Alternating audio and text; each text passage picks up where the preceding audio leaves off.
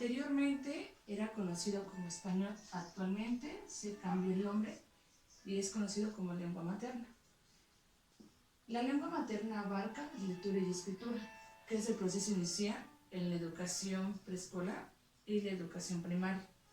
El español, o bien conocido como lengua materna, tiene diferentes procesos cognitivos, entre ellos destaca el lenguaje. El lenguaje se refiere a palabras y a símbolos. También la percepción. Capta lo que hay alrededor, la atención, qué es lo que está sucediendo, el pensamiento, que son los conocimientos, y va de la mano también con la comprensión, la memoria, que es la que almacena la información. Cuando un pequeñito está empezando a percibir todo en el ambiente que le rodea, es importante que no tratemos de enseñarles a leer y escribir de forma mecanizada. Aquí es cuando entran los diferentes métodos.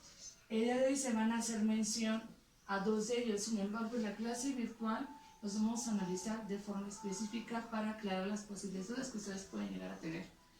Cuando el niño empieza este proceso de su maduración cognitiva, es importante quitarle a donde decir, aquí dice mamá, papá.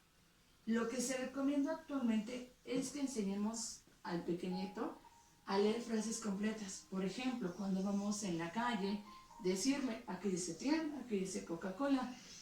Si bien sabemos que actualmente hay un sinfín de información en la calle, diferentes anuncios, es importante que cuando se empiece este proceso de la lectoescritura, partamos de situaciones reales. Aquí se destaca un ejemplo que podemos tomar en cuenta en este proceso, que es en nuestra casa colocar letreros, por ejemplo, la pared, el reloj, el tapete, el libro, y decirle a nuestro pequeñito, aquí dice sílaba, aquí dice juguemos a leer. Es importante que se evite, reitero, hacer un método silábico, ya que esto lo único que hace es volver un poco complejo el proceso de la lectoescritura.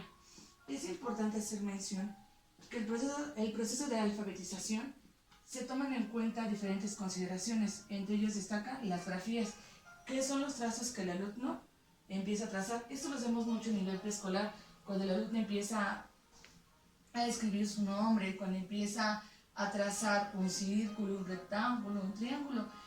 Esto no significa que esté mal, ya que desde educación preescolar lo que se trabaja es la motricidad fina y la motricidad gruesa.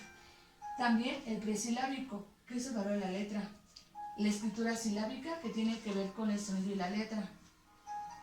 Lo silábico es cuando empezamos a decirle al niño sa, se, si, so, su, ma, me, mi, momo. El método global es cuando se leen las oraciones completas. Reitero, el método actual como tal se refiere a leer frases completas y evitar que este aprendizaje sea humorístico. También es importante destacar que el español, o bien conocido como lengua materna actualmente, se enfrenta a diferentes dificultades. Entre ellos destaca la disgrafia, que es la dificultad para expresar ideas, la dislexia, que es la dificultad para leer, diferenciar sonidos y formar palabras, la discalculia, que es la dificultad para darle sentido a los números. Para enseñar a leer y escribir podemos utilizar sinfín material. Para ello, podemos tomar en cuenta, así como las matemáticas, materiales concretos.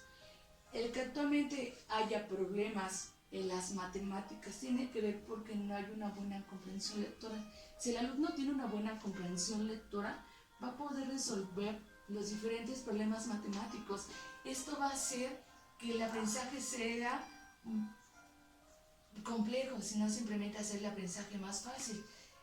Por ello se recomienda, así como en las matemáticas, en español por ejemplo utilizar, como aquí lo tenemos, loterías para empezar a trabajar con el niño, trabajar con un alfabeto móvil para que el niño empiece a reconocer cuáles son las palabras, trabajar también con este libro es muy bueno, así como en años atrás estaba Paco el Chato.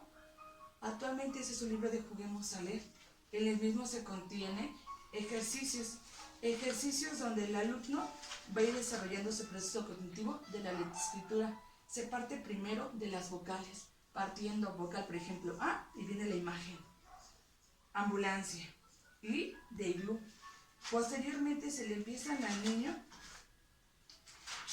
empiezan a unir las primeras palabras.